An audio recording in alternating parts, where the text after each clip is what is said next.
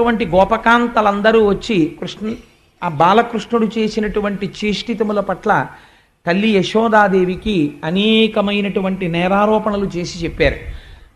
ఇన్ని చెప్పినా సాక్ష్యం మీద ఆధారపడింది యశోద. ఎందుకని? ఉదయం నుంచి నా కొడుకు నా దగ్గరే ఉన్నాడు, ఇన్ని ఇళ్లల్లో తిరిగి ఇన్ని పనులు ఎలా చేస్తాడు, పైగా పాపం చూడండి ఎంత అమాయకంగా పడుకున్నాడో నా ఊళ్ళో, అందుకని కృష్ణుడు ఏ దోషము చెయ్యలేదు అని ఆవిడ ఒక తీర్మానం చేసింది. చేస్తే వాళ్ళకి అక్కసు వచ్చింది, ఆ గోపకాంతలకి అక్కసు వచ్చి వాళ్ళు అన్నారు, అవును మేము చెప్తే ఎందుకు నవ్వుతావులే అంటే, ఆవిడ మనసులో ఒక భావన ఉంది, మా వాడు ఇన్ని తప్పులు చేస్తే పట్టుకోవచ్చు కదా, అలా దొరికిపోతే పరమాత్మ ఇంకేముందండి, అందరూ పట్టేసుకుంటారు. అందుకని వాళ్ళు అన్నారు, నువ్వు ఇలాంటి సందర్భం ఒకటి మీ ఇంట్లో చేయకుండా ఉంటాడేమిటి, ఏదో ఒక రోజు చేస్తాడు, అప్పుడు నువ్వేం చేస్తావో మేము చూస్తాం, ప్రతిరోజు ఈ అవకాశం కోసమే ఎదురు చూస్తాం, అది ఇలా రాగానే పోపు మాడిపోయినా మాకేం బాధలేదు, మీ ఇంటికి వచ్చి చూస్తాం ఏం చేస్తావో అప్పుడు చూద్దామని వెళ్ళిపోయారు వాడు. ఆవిడనుకుంది అలా ఎందుకు చేస్తాడు పిల్లాడు, ఏమిటో భ్రమ, వీళ్ళు ఇలా అంటారు అనుకుంది. ఆయన వెంటనే, ఆయన అమాయకుడు కాడు, ఆయన వెంటనే లీలలు చేసేస్తాడు. అమ్మకు ఒక చిన్న కానుక ఇవ్వాలనుకున్నాడు. ఏమిటా కానుక అంటే, ఇది మహాజ్ఞానులు కూడా దర్శనం చెయ్యలేనటువంటి కానుక. ఇది భక్తి కలిగినటువంటి వాడికి ఈశ్వరుడు జ్ఞానం ఎలా ఇస్తాడు అన్నదానికి ఒక గొప్ప ఉదాహరణ. ఒకనాడు తల్లి యశోదాదేవి లోపల పని చేసుకుంటోంది. అక్కడ బలరాముడు ఇతర గోపబాలురు ఆడుకుంటున్న వాళ్ళందరూ గబగబా పరిగెత్తుకుంటూ యశోదాదేవి దగ్గరికి వచ్చారు. వచ్చి అమ్మ నువ్వు ఎన్నో మాటలు చెప్పావు కదా అమ్మ కృష్ణుడికి, ఒరే మట్టి తినకూడదని చెప్పావు కదా, తమ్ముడు మళ్ళీ మేము చెప్పినా సరే వినకుండా మట్టి తినేస్తున్నాడమ్మా అన్నారు. అందులోనూ గమ్మత్తు ఏమిటో తెలుసా అండి, పిల్లలు దాక్కునే ఆట అని ఒకటి ఆడతారు. కృష్ణుడికి అది చాలా ఇష్టం. పిల్లలందరినీ పిలిచి, ఒరే మనం దాక్కునే ఆట ఆడుకుందాం, మీరు దొంగల్ట, మీరు మా ఇంట్లో పడతారట, లేకపోతే నీ దొంగంట, మీ ఇంట్లో వెతుకుపోతా అంట అనేవాడు. మనకి జారత్వం చోరత్వం చాలా ఇష్టం, అందుకే ఆయన ఆ 2 లీలలు చేశాడు చిన్నప్పటి నుంచి. అందుకని వీళ్ళందరూ ఏమిటంటే దాక్కునేవారు. ఇప్పటికీ మనకి చూడండి, ఇప్పుడంటే పోయిందనుకోండి, ఇప్పుడు దేశంలో ఉన్న ఒకే ఒక ఆట ఏమిటంటే క్రికెట్ తప్పించి అసలు ఆటలన్నీ మరుగున పడిపోయాయి, ఒక విండీ కల్చర్. అందుకని అసలు పూర్వం ఏదో దాక్కునే ఆటని వాడు వెనక్కి తిరిగి 1 2 3 4 5 6 7 8 అని 100 అంకెలు లెక్కెట్టేటప్పటికి ఎక్కడ దొంగలు అక్కడే గప్ చిప్ సాంబార్ బుడ్డ అనేవాడు. అనేటప్పటికి వాళ్ళందరూ దాక్కునేవారు. వీడు అక్కడి నుంచి జాగ్రత్తగా వెతుకుతూ వచ్చేవాడు. అందులో సునిశ్చిత పరిశీలనా శక్తి, ఎవడు ఎక్కడ దాక్కున్నాడో గభాల్లో వచ్చి ఎవడు వీపు మీద కొట్టేస్తే వీడు మళ్ళీ దొంగెట్టాలి. అందుకని చాలా అలర్ట్గా ఉండి వెతకడం, ఇవన్నీ అలవాటు అవుతుండేవి. ఒక ధ్యానము, ఇంతమంది మధ్యలో తిరుగుతున్నా ఎక్కడ ఎవడున్నాడో అని కదలికని కనిపెట్టగలిగినటువంటి ధ్యానశక్తి పెంపొందుతుండేది పిల్లల్లో. అటువంటి ఆటలు ఉండేవి పూర్వం. ప్లస్ ఫిజికల్ ఎక్సర్సైజ్ జరుగుతుండేది ఆ పరిగెత్తడం వల్ల. ఇందులో ఎవడో పరిగెత్తుకొచ్చి వీపు మీద కొట్టేసి అవుట్ అని అరుస్తాడు. ఆ అవుట్ అని అరవడంలో రోజు 10 మాటలు అరిచాడు అనుకోండి, కంఠనాళాలు కరెంటు పోయినా సరే 2000 మందికి ఉపన్యాసం చెప్పగలిగిన కంఠం ఉండేది, అంత మంచి కంఠం. అందుకే పూర్వం ఉపాధ్యాయులు పాఠం చెప్తే ఒక 100 మంది పిల్లల్ని కూర్చోబెట్టుకుని ఒక 2 గంటల పాటు మంచినీటి చుక్క నోట్లో వేసుకోకుండా చెప్పేసేవారు. కారణం ఏంటంటే చిన్నప్పటి నుంచి ఆ కంఠానికి అటువంటి సాధన ఉండేది. ఇవాళ పిల్లలు ఆడుకోవడానికి ఓ పార్క్ ఏదో ప్లే గ్రౌండ్ ఏది, ఓ సందు ఉందనుకోండి, 3 పుల్లలు, ఓ పుల్ల, ఓ బ్యాటు, ఓ బాలు, మా కారుకు తగులుతాయి, మా అద్దాలకు తగులుతాయని కంప్లైంట్, ఓ దొంగాట ఆడుకున్నట్టు ఆడుకోవడం.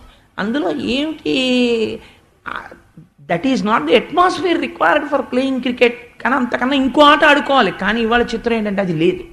లేకపోవడంలో చాలా ట్రబుల్స్ వస్తున్నాయి, చాలా అనారోగ్యాలు, చాలామందికి థ్రోట్కి సంబంధించినటువంటి ప్రాబ్లమ్స్. ఎందుకంటే చిన్నతనంలో అలా అరవక, అలా ఆడక. కాబట్టి కృష్ణ పరమాత్మ చక్కటి ఆటలు ఆడుతున్నారు. ఆడుతుంటే దొంగాట ఆడేటప్పుడు ఈయనకు మంచి సావకాశం ఉండేది. అందరూ దాక్కుంటారు కదా, ఈయన కూడా దాక్కునేవాడు. దాక్కుని ఇప్పుడు ఎవరు దగ్గరికి రారు, ఎక్కడున్నవాడు అక్కడే దాక్కోవాలి. అందుకని ఈయన ఒక్కడూ కూర్చుని మట్టి తీసి నోట్లో పోసుకుంటూ ఉండేవాడు. కారణం ఏమిటంటే ఆ భూకాంత ఎంత పొంగిపోయిందో ఇక్కడ కాదు, ప్రథమ స్కంధంలో చెప్తారు దాన్ని. ఆవిడ చెప్పుకుంది, ఒకనాడు ఆ శ్రీలలనీశుడు ఆ స్వామి ఈ భూమి మీద నడిచాడు, నేను అదృష్టవంతురాల్ని, ఇవాళ అవతారం లేదంటుంది కృష్ణావతారం తర్వాత. అలా ఆ భూకాంత పొంగిపోవడం కోసమని ఆ మట్టి తీసి ఆయన నోట్లో పోసుకునేవాడు. ఈలోగా అక్కడెక్కడో దాక్కున్నవాడు ఇలా చూశాడు కృష్ణుడు నోట్లో మట్టి పోసుకోవడం. పిల్లలకి ఎంత సరదాగా ఉంటుందంటే పక్కవాడు ఏదైనా దొరికితే వెళ్ళి వాళ్ళ అమ్మా నాన్నకి చెప్పాలి. అందుకని బలరాముడికి చెప్పారు, ఒరే బలరామా బలరామా మీ తమ్ముడు మట్టి తినేస్తున్నాడు రా అని. ఈయన అని పెట్టుకుని నిలబడ్డాడు. నిలబడితే ఇంకా అనుమానం ఎక్కువైపోతుంది కదా మట్టి తినేసాడని. కాబట్టి అందరూ కలిపి ఇది చెయ్యట్టుకుని లాక్కుంటూ యశోద దగ్గరికి తీసుకెళ్లారు. యశోద అదృష్టమే అదృష్టం అండి. నిజంగా జీవితంలో యశోద లాంటి జన్మ ఉన్నవాళ్ళు అరుదు. అందుకే యశోద చాలా గొప్ప పేరు. ఆ పేరు కూడా భగవంతుడు అందుకే అలా పెట్టాడేమో ఆవిడికి. అసలు యశోద 3 అక్షరాల పేరు, ఆడవాళ్ళు పెట్టుకోవడానికి యోగ్యమైన పేరు. అసలు చాలా చోట్ల ఇవాళ ఆ పేరే లేదు. ఆశ్చర్యం, చాలామంది యశోద అన్న పేరే పెట్టుకోవట్లేదు ఇప్పుడు. అందుచేత ఆ యశోద దగ్గరికి పరమాత్మ వెడితే ఆవిడంది, మన్నీటికి భక్షింతువు మన్నియమము లేల మన్నింపవు అన్నయు సకులను చెప్పెద రన్నామన్నేల వేరు పదార్థము లేదే. ఎరా కృష్ణ ఎన్ని మాటలు చెప్పాను నీకు మట్టి తినద్దని అంటే ఆవిడ వెంటనే నమ్మేసింది. వీళ్ళందరూ చెప్పారు కాబట్టి. ఆయన ఏం తక్కువవాడు కాడు, తిన్నాడు. కాబట్టి మన్నేటికి భక్షింతువు, మంది ఎందుకు తింటున్నావు? నేను ఇంతకుముందు నీకు ఎన్నో మాటలు చెప్పాను. ఈ లీలకున్న గొప్పతనం ఏమిటో తెలుసా అండి? యశోద యొక్క అదృష్టాన్ని ఆవిష్కరిస్తోంది ఈ లీల. ఇది మీరు బాగా గుర్తుపెట్టుకోవాలి. తల్లి పిల్లల్ని ఇలా అడిగేటప్పుడు ఇలా చేతులు కట్టుకుని మన్నిటికి భక్షింతువు అని అడగదు కదా. ఒరే మన్ని ఎందుకు తింటున్నావురా అని అడగవలసి వచ్చింది అనుకోండి, అమాంతం పిల్లాన్ని ఇలా రెక్క పెట్టుకుని ఏరా మన్ని ఎందుకు తిన్నావు అంటుంది. ఇలాగా ఇలా చూపించడమే పరమాత్మ దగ్గర. భగవంతుణ్ణి పట్టుకుని వేదాంగములు చదివిన వాళ్ళు ఇలా తప్ప ఆయన దగ్గర ఇలా అనడం ఆఫీస్ నమస్కారాలు ఆయన దగ్గర కుదరవు. అలాంటిది ఆయన దగ్గరికి వెళ్ళి ఇలా చూపించడమా, ఇలా చూపిస్తే ఆయన బెంగ పెట్టుకుని ఇలా నిలబడ్డమా భయపడి, అలా లొంగిపోయినటువంటి స్వరూపం ఒక్క యశోద దగ్గర తప్ప ఎక్కడైనా ఉందా? ఇది యశోద అదృష్టాన్ని చూపిస్తున్నారు ఆ పద్యంలో పోతన గారు. ఇది పోతన గారి ఆర్తి. మన్నేటికి భక్షింతువు. ఆయన ఎవరు? లోకములకన్నిటికీ నడువడి నేర్పినవాడు. వేదము ఆయన యొక్క మాట, అపౌరుషేయము. వేదము ఆయన పలికితే వినపడింది ఋషులకి సమాధిలో. ఆ వేదము చేత ఆయన కట్టడి చేశాడు ప్రపంచం ఇలా ఉండాలని. ప్రపంచమునకు మార్గదర్శనం చేసినటువంటి మహాపురుషుడైనటువంటి పరమాత్మని ఈవిడ మార్గదర్శనం చేస్తోంది. నువ్వు ఇలా ఎందుకు చేశావు, నేను ఇలా చెయ్యమని చెప్పాను కదా. సృష్టిలో ఇది ఉందంటే ఎక్కడైనా? ఈశ్వరుడి దగ్గరికి వెళ్ళి ఈశ్వర నేను చెప్పినందుకు నువ్వెందుకు నడవలేదు అని అడగగలగడం. పోనా అలా అడగడానికి ఈవిడేమైనా తపస్సు చేసి ఈశ్వరుణ్ణి ప్రత్యక్షం చేసుకుందా అంటే కేవలం ఒక అజ్ఞురాలు గోపిక. ఈవిడ ఇలా చూపించి అడుగుతోందమ్మ. మన్నేటికి భక్షింతువు నియమము లేల మన్నింపవు. నేను చెప్పింది నువ్వెందుకు వింటలేదు? నేను చెప్పాను మట్టి తినద్దని, నువ్వు తిన్నావు. ఇదిగో వీళ్ళందరూ చెప్తున్నారు. నియమము లేల మన్నింపవు అన్నయు సఖులును చెప్పెదరు. అన్న చెప్తున్నాడు, నీ స్నేహితులు చెప్తున్నారు. అన్నయు సఖులును చెప్పెదరన్నామన్నేల వేరు పదార్థము లేదే. ఏరా తిన్నావు, మట్టే తినాలా? నీకు ఎన్ని మాటలు చెప్పాను మట్టి తినద్దని? వెంటనే ప్రత్యామ్నాయం చెప్తుంటాం మనం. నీకు ఎన్నో మాటలు చెప్పాను చాక్లెట్లు కొనుక్కోవద్దు, పళ్ళు పాడైపోతామని. ఆ చాక్లెట్లే తింటాం ఎందుకు? ఏ యాపిల్ పండు తినకూడదా, బిస్కెట్లు తినకూడదా అని తండ్రి మొత్తుకుంటాడు పిల్ల దగ్గర. కానీ అది మాత్రం చాక్లెట్లే కొనుక్కుంటుంది కదా. అలా ఒక మాట ఇలా చూపించి అడుగుతున్నారు. మన్నేటికి భక్షింతు నియమము లేల మన్నింపవు అన్నయు సఖులును చెప్పెదరన్నామన్నేల వేరు పదార్థము లేదే. ఏ మట్టి తినడం ఎందుకు? వేరే పదార్థం లేదా? తినకూడదా? ఇది ఈనాటి మాట కాదు, కృష్ణుడి దగ్గర నుంచే ఉందన్నమాట ఈ మాట. అంటే ఏం మట్టి తింటాం ఎందుకురా? ఇంట్లో చక్క మెత్తటి వెన్నుంది, నెయ్యి ఉంది, పెరుగుంది, అవన్నీ తినకూడదు, ఈ మట్టి తింటామేంటి అని అడిగింది. అంటే ఆయన చూడండి, పోతన గారి గొప్పతనం ఎక్కడో తెలుసా అండి? పిల్లలు చెయ్యని పనికి ఇలా నిలదీశారనుకోండి, 10 మంది తీసుకొచ్చి వాళ్ళకి కోపం వచ్చేస్తుంది. కోపం వచ్చేసి నేను అమ్మతో మాట్లాడుతున్నాను, నేను నాన్నగారితో మాట్లాడుతున్నాను అని వాళ్ళు అనుకోరు. ఏంటంటే నాన్నగారండి ఎవరో నేను చాక్లెట్ తిన్నానని చెప్తే మీరు నమ్మేసేయడమేనా? నేను ఏదో చాక్లెట్లు సంబంధించినటువంటి కాగితం ముక్కలు చేత్తో పట్టుకున్నాను, తిన్నదేమో రామకృష్ణారావు అమ్మాయి తింది, నాకేమో చేతిలో ఆ కాగితాలు పెట్టింది, కాగితాలు నా చేతిలో పెట్టినందుకు మీరేమో నేను తిన్నానంటారా? నేను తిన్నా, నాకు కావాలంటే నా నోరు చూసుకోండి అంటారు. అయ్యో మనం అలా నిలదీయచ్చా నాన్నగారిని అని ఉండదు. ఎందుకని అది పిల్లలకుండే స్వాతంత్రం అలా ఉండాలి. కృష్ణుడు అప్పుడు ఏమని ఉంటాడో, పోతన గారు ఎలా దర్శనం చేశారో చూడండి మహానుభావుడు. అమ్మా మన్ను తినంగనే శిశువునో యాకొంటినో వెర్రినో నమ్మంచూడకు వీరి మాటలు మదిన్నీవు కొట్టంగా దారిం మార్గమ్ము ఘటించి చెప్పెదరు కాదేని మదీయస్య గంధం అఘ్రాణము చేసి నా వచనము తప్పైన దండింపవే అన్నాడంతే, ఒకటే పద్యం. పోతన గారికి అలా పడిందంటే మహానుభావుడికి ఘంటం అలా కదిలింది ఆయనకి. అమ్మా మన్ను తినంగనే శిశువునో, అమ్మ నేను మన్ను తిన్నానేటమ్మా, నేను శిశువునా, నేనేం చంటిపిల్లాడినా అమ్మా, ఏదో పెద్దవాడైపోయినట్టు. పిల్లలు అడుగుతుంటారు, ఒరే నాన్న నువ్వు చక్కగా బొట్టు పెట్టుకుని చక్కగా రా ఉపన్యాసానికి అంటే, ఏంటి నాన్నగారండి చిన్న పిల్లలకి చెప్పినట్టు చెప్తారు అంటారు. వాళ్ళు చిన్నపిల్లలే. అలా అమ్మా మన్ను తిన్నంగానే శిశువునో యాకొంటినో వెర్రినో, ఎంత పెద్దవాడైపోయాడో చూడండి అమ్మ దగ్గర. ఏమిటమ్మా నేనేం చేతకాని వాడినా, శిశువునా, నేనేం వెర్రాడినా, ఏంటమ్మా మట్టి తిన్నావు అని వీళ్ళ మాటలు నమ్మాడు. నన్ను అలా అనేస్తున్నావు నువ్వు, ఇలా అంటావు అస్తమానం నన్ను అని. నమ్మంజూడకు వీరి మాటలు మదిన్ నన్నీవు కొట్టంగా దారిం మార్గమ్ము ఘటించి చెప్పెదరు. నన్ను నువ్వు కొట్టడం కోసమని వీళ్ళందరూ లేనిపోని చాడీలన్నీ కల్పించి చెప్తున్నారు. ఎప్పుడైనా కొట్టిందండి భాగవతంలో ఇప్పటి వరకు మనం విన్నాం? కొట్టిన సందర్భం లేదు. కానీ ఈయన మళ్ళీ తిరగబడి చాట్ షీట్ ఇచ్చేస్తున్నాడు అమ్మకి. నన్నీవు కొట్టంగా దారిం మార్గమ్ము ఘటించి చెప్పెదరు కాదేని మదీయాస్య గంధం అఘ్రాణము చేసి. నిజంగా నేను మట్టి తింటే ఆయన ఎంత వేదాంతం చెప్తున్నాడో చూడండి. తన్మాత్రలలో పృథివికి వాసన, పృథివికి రుచి ఉంటుంది. అందుకని ఏది నేను నిజంగా తిన్నవాణ్ణైతే పృథివిలోంచి వాసన వస్తుంది కాబట్టి మట్టి నోట్లో వేసుకుంటే మట్టి వాసన రావాలి కదా నోరు. ఏది నా నోరు వాసన చూడు, నా నోరు వాసన చూసి మట్టి వాసన వస్తే నన్నీవు కొట్టంగా దారిం మార్గమ్ము ఘటించి చెప్పెదరు కాదే నిమ్మదీయస్య గంధం అఘ్రాణము చేసి నా వచనములు తప్పైన దండింపవే. నేను నా నోట్లోంచి మట్టి వాసన వస్తే నన్ను కొట్టేయమ్మా అన్నాడంతే. అనగానే ఏమిటి రావిడి తెంపరితనం, ఇంత ధైర్యంగా అంటున్నాడు. వీళ్ళందరూ మట్టి తిన్నారంటున్నాడు. గోపకాంతలు చూస్తే నిన్న పొద్దున్నొచ్చి చాలా మభ్య పెడుతున్నాడు. నీ ఇంట్లోనూ జరుగుతుందంటున్నారు. అసలు ఇవాళ తేల్చేసుకోవాలి. వీడే మార్గం కూడా చెప్పేస్తున్నాడు కదా, మట్టి తింటే నా నోరు చూడంటున్నాడు కదా అని. పాపం ఆ పిచ్చి తల్లి యశోదమ్మంది, అయితే తెరు నోరు అంది. ఇది యశోదాదేవి అదృష్టం. ఇది ఎంతో తపస్సు చేసినటువంటి మహాపురుషులు ఎక్కడో భ్రంశమైపోయి జారిపోయి మళ్ళీ జన్మలెత్తారు. అంతటా ఈశ్వరుణ్ణి చూడలేకపోయారు. అంతటా ఈశ్వరుణ్ణి చూడడం జ్ఞానం. ఏమీ చదువుకోనటువంటి స్త్రీకి అంతటా ఈశ్వర దర్శనం చేయిస్తున్నాడు పరమాత్మ. ఈశ్వరుడు యందు లోకం కనపడుతోంది, లోకము ఈశ్వరుడు యందుంది. ఈ తత్వాన్ని ఆవిష్కరిస్తున్నాడు చూడండి. ఇది బ్రహ్మాండ దర్శనం, విశ్వరూప దర్శనం అంటారు. మృద్భక్షణమున విశ్వరూప దర్శనము అంటారు పోతన గారు దీన్ని.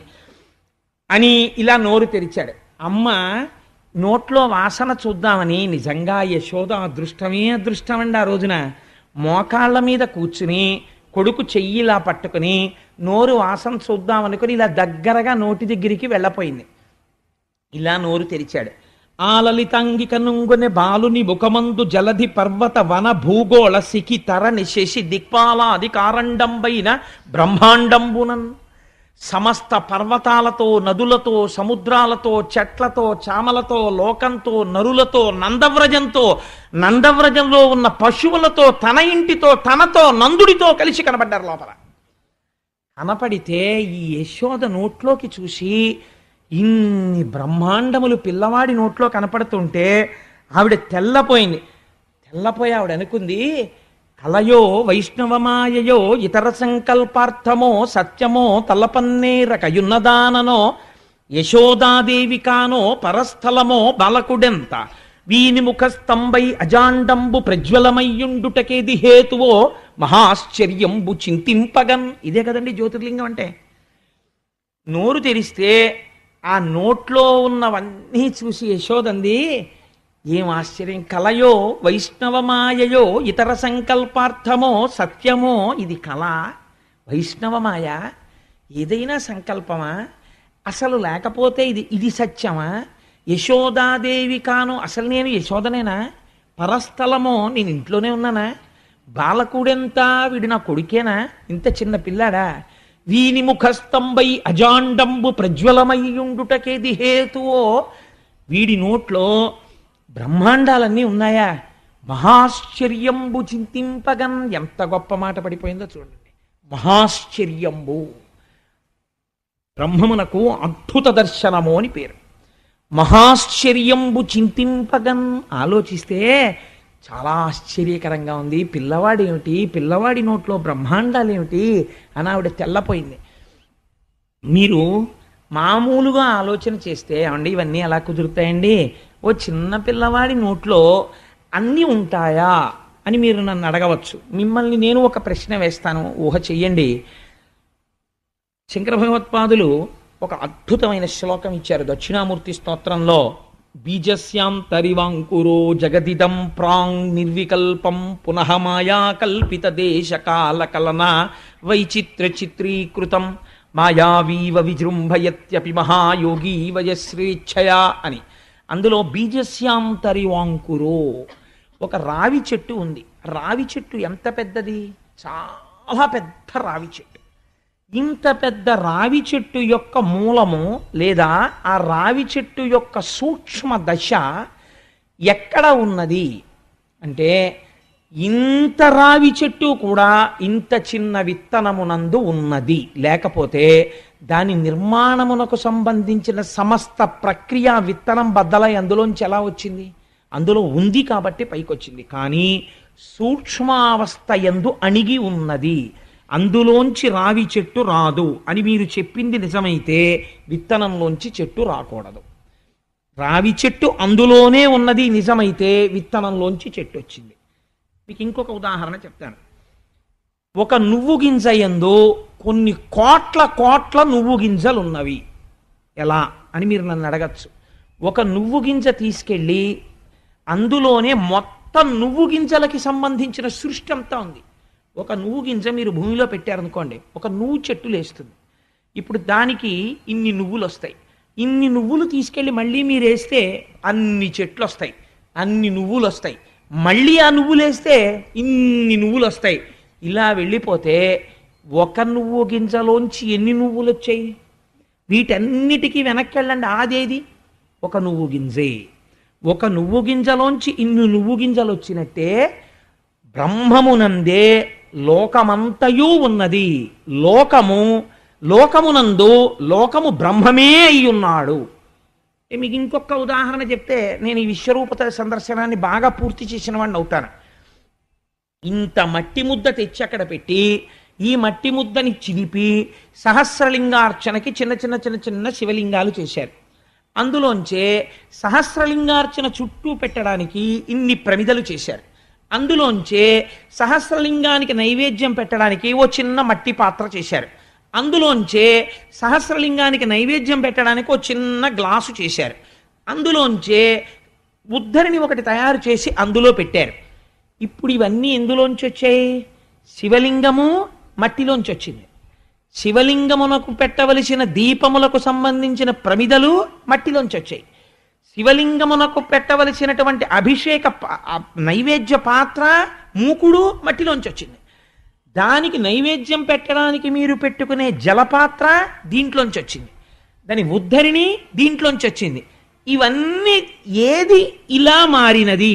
నామరూపాత్మకమైనటువంటి శివలింగముగా, నామరూపాత్మకమైన జలపాత్రగా, ఉద్ధరిణిగా, నైవేద్య పాత్రగా ఏది మారినది?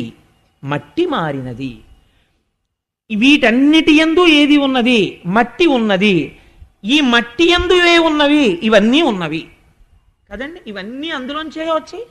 నామరూపాత్మకమైన జగత్తంతటా వ్యాపించి ఏది ఉన్నది? మట్టే ఉన్నది. మట్టి యందేది ఉన్నది? ఇవన్నీ ఉన్నవి. కాబట్టి ఇప్పుడు జగత్తు దేని యందు ఉన్నది? బ్రహ్మమునందు ఉన్నది. బ్రహ్మము దేనిగా ఉన్నది? జగత్తుగా ఉన్నది. కాబట్టి ఉన్నది ఏది ఉన్నది? ఒక్కటే ఉన్నది, అదేది ఈశ్వరుడి. ఇది విశ్వరూప దర్శనం, ఇది జ్ఞానం, ఇది జ్యోతిర్లింగం.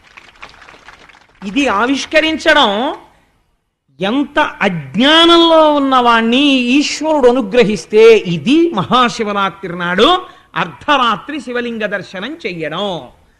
ఆ ఈశ్వరానుగ్రహం కలిగితే ఏమో ఏ ఒక్కడో ఉత్తర క్షణం రమణ మహర్షి అయిపోవచ్చు. మనం ఏం చెప్పగలం?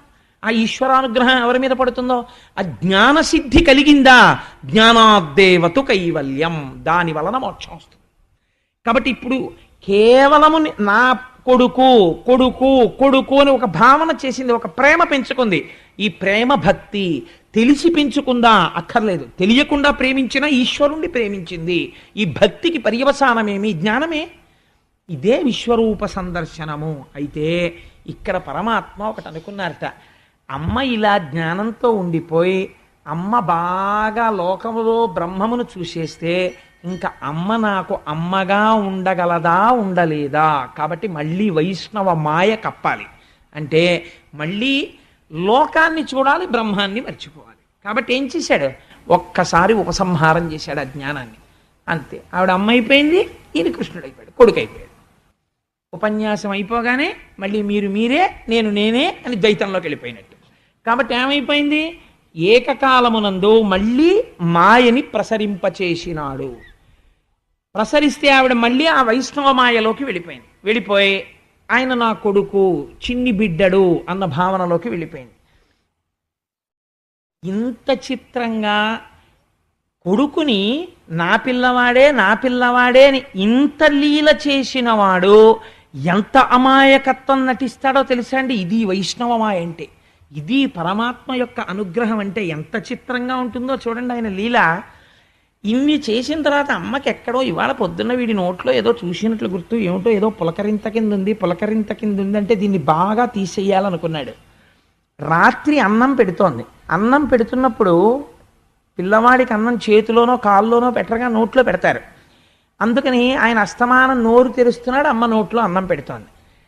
ఇన్ని మాటలు నోరు తెరుస్తున్నా, ఇన్ని మాటలు అన్నం పెడుతున్నా ఆవిడకి అసలు జ్ఞాపకమే లేదు ఈ నోట్లోనే నేను బ్రహ్మాండాలు చూశానని. ఈయన ఎంత అమాయకత్వం ప్రదర్శించాడో తెలుసా అండి? కొంచెం అన్నం తిని పిల్లలందరూ చేసే పనే ఇంకా నాకు చాలని ఇలా ఇలా ఇలా ఇలా మూతి తిప్పేస్తుంటారు. అమ్మ ఇలా ఇలా ఇలా ఇలా పట్టుకెడుతుంటే ఇలా ఇలా ఇలా ఇలా ఇలా మూతి తిప్పేస్తే ఆఖరికి ఇలా పట్టుకుని ఇలా నోట్లో పెట్టేసి ఇలా మూతి తుడిచేస్తుంది. ఆ తిన్న గోరు ముద్దలు కదండి ఇవాళ ఇంతంత శరీరాలు అయ్యాయి. ఎంత ప్రేమ ఉందా పెట్టడంలో. జన్మాంతరంలో మళ్ళీ ఇంకా అలాంటి ఐశ్వర్యం కలుగుతుందా? ఆనాడు అమ్మ దగ్గర కూర్చుంటే అమ్మ ఎడం చేత్తో ఇలా పట్టుకుని నోట్లో ఇలా పెరుగన్నం పెట్టి ఇలా అమ్మ కుడి చేత్తో మూతి తుడి చేసినటువంటి ఆ క్షణం అమృతాన్ని తాగిన క్షణం అది కదా. మళ్ళీ అలా మనం ఆ అమాయకత్వంతో అలా కూర్చుని తినగలమా? అమ్మ దగ్గర తినగలమా? అమ్మ దగ్గర అలా తిన్న క్షణం ఏదో అది జీవితం ధన్యత పొందిన క్షణం. అదే ఇంత ఆయుర్దాయాన్ని ఇంత ఆరోగ్యాన్ని ఇచ్చినటువంటి శక్తి. కాబట్టి యశోదమ్మ కూడా అలాగే పెడుతోంది. నోట్లో పెడుతుంటే మూతి అని బిగించి నోరు ఇలా ఇలా ఇలా తిప్పేస్తున్నాడు. తిప్పేస్తుంటే ఆవిడంది, ఉరై నీకు నేను పెరుగన్నం కమ్మగా కలిపి వెన్నముద్ద నంచి పెడుతుంటే మూతి ఇలా మూసేసి నేను తిన్నని ఇలా ఇలా తిప్పేస్తున్నావు. అవును, అన్నం పెడితే ఎందుకు సహిస్తుంది నీకు? నీకు అన్నం అక్కర్లేదు. ఏం చేస్తానో తెలుసా? కాసేపు ఆగి పూర్వం వచ్చేవారు, ఇప్పుడంటే మానేశారు. వాళ్ళు ఒక షిఫ్ట్ పెట్టేసుకున్నారు.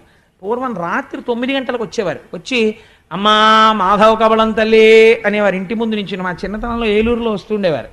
అంటే ఇళ్లల్లో అన్నం తినేసిన తర్వాత మాధవ కబళం కోసం వస్తాడరా అని ఒక సంస్కృతి అలవాటు చేసేవారు. వాడికి కూడా పెట్టాలి, లేకపోతే వాడికి అన్నం తినకపోతే నిద్ర పట్టదు. అందుకే జాగరణ చేస్తే పేదవాడి కష్టం తెలుస్తుంది.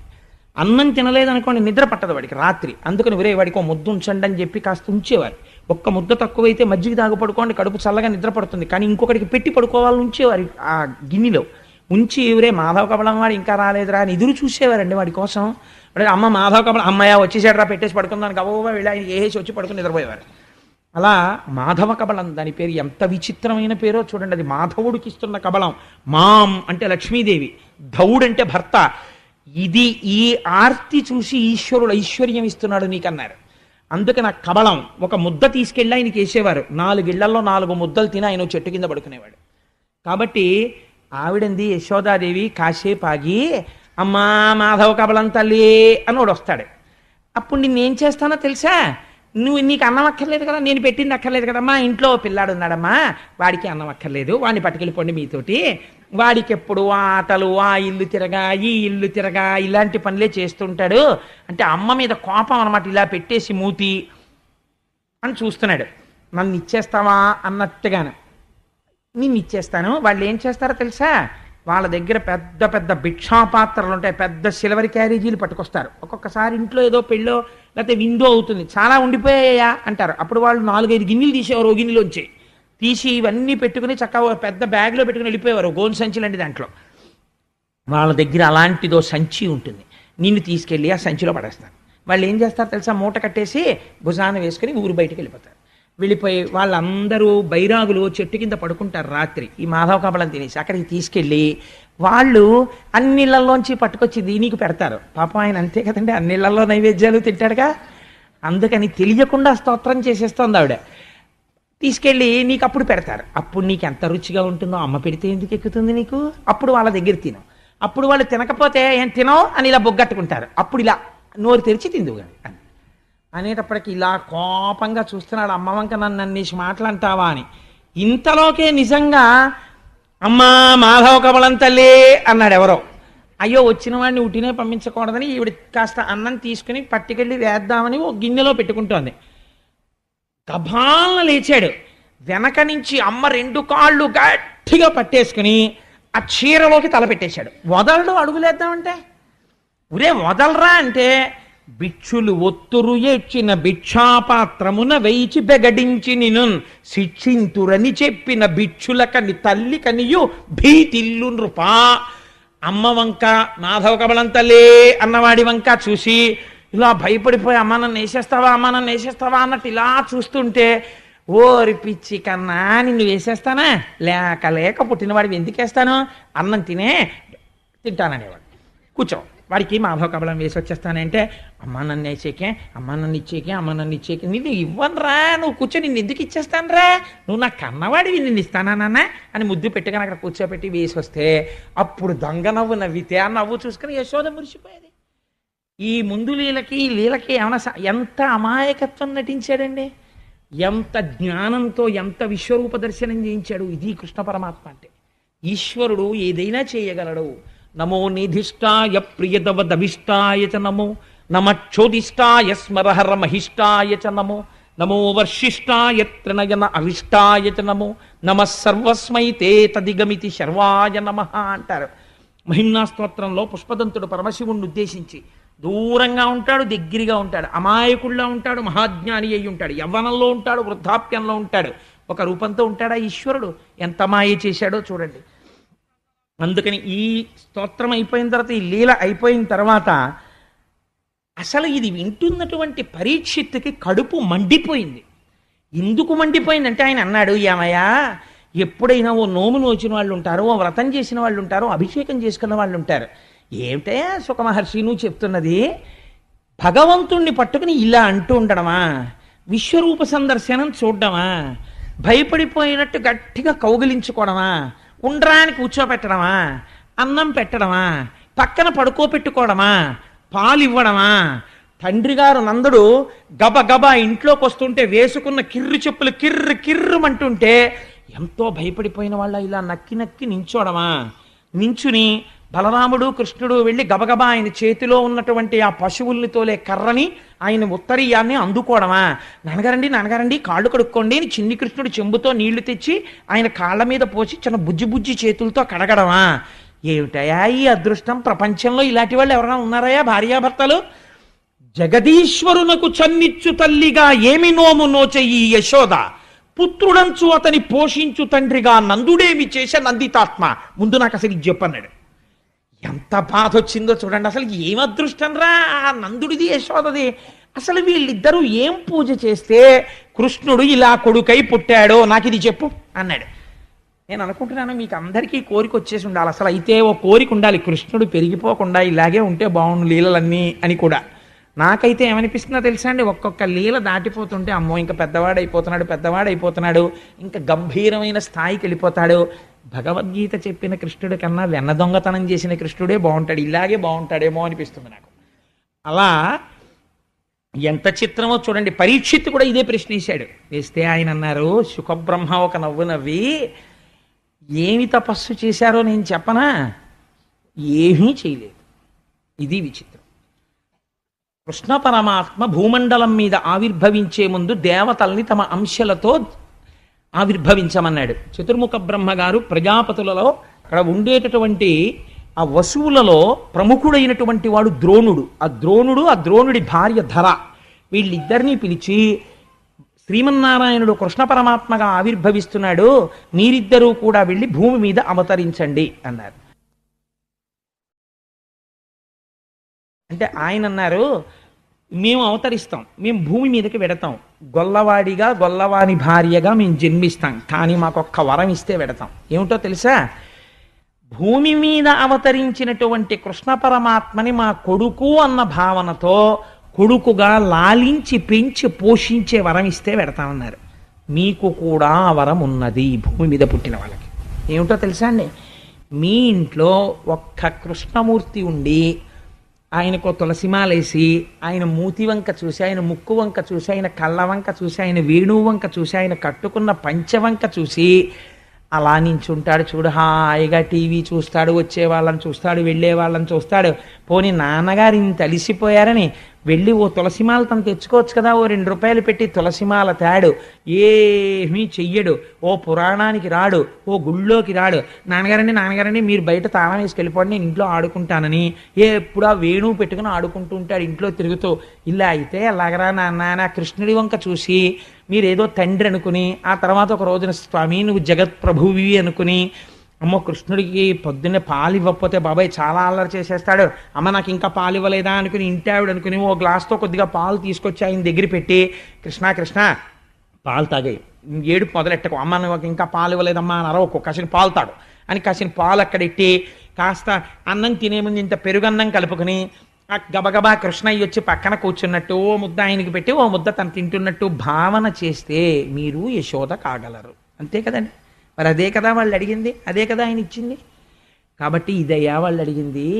లోపల ఇక్కడ అటువంటి సంస్కార బలం ఉండగలిగితే కృష్ణుడు లొంగుతాడు అని ఆ రోజున సుఖబ్రహ్మ ఈ అద్భుతమైనటువంటి ఈ ఆఖ్యానాన్ని వివరించి ఇప్పుడు చెప్పబోయేటటువంటి లీల ఉలూకల బంధనము అంటారు దీన్ని.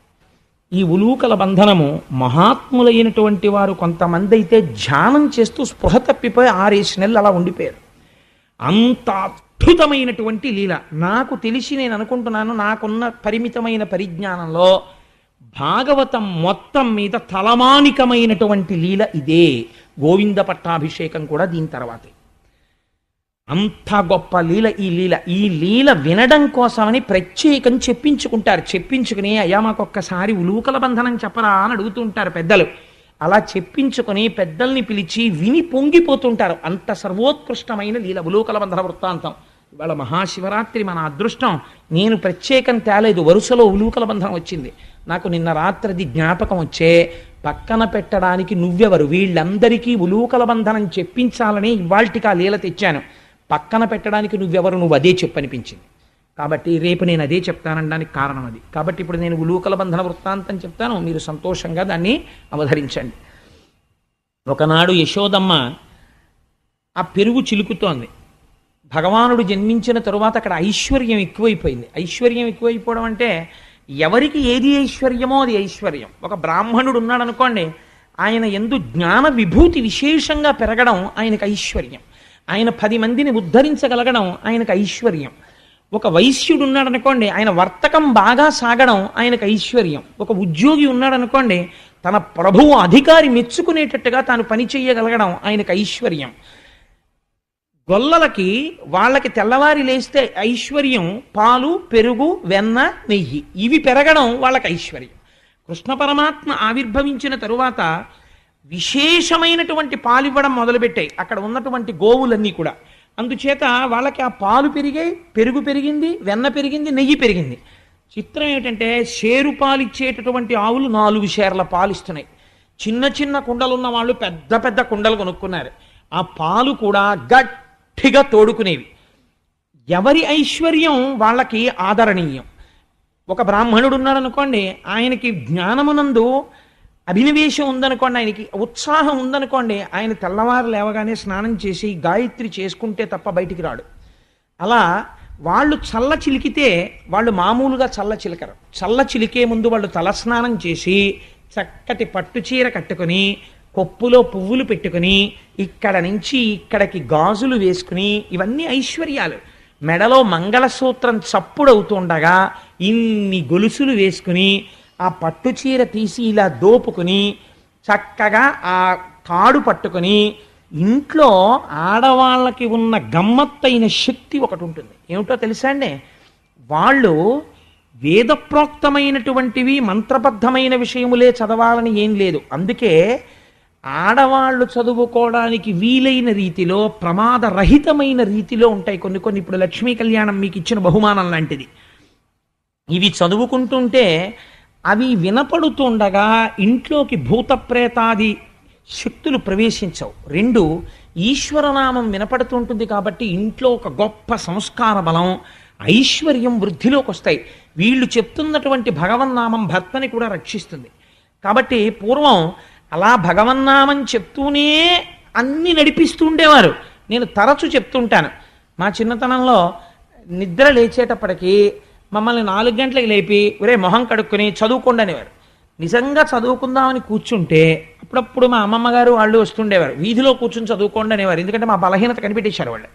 పెరట్లో ఒక లైట్ సరిపోతుంది కదా అని ఒరే మీరు వంటింట్లో కూర్చొని చదువుకోండి, మేమేమో అక్కడ ఏదో స్నానాలు చేస్తామంటే వీళ్ళు మామూలుగా స్నానం చేసేవారు కాదు. స్నానం చేస్తూ అందమైన పాటలు పాడేవారు స్వామికి.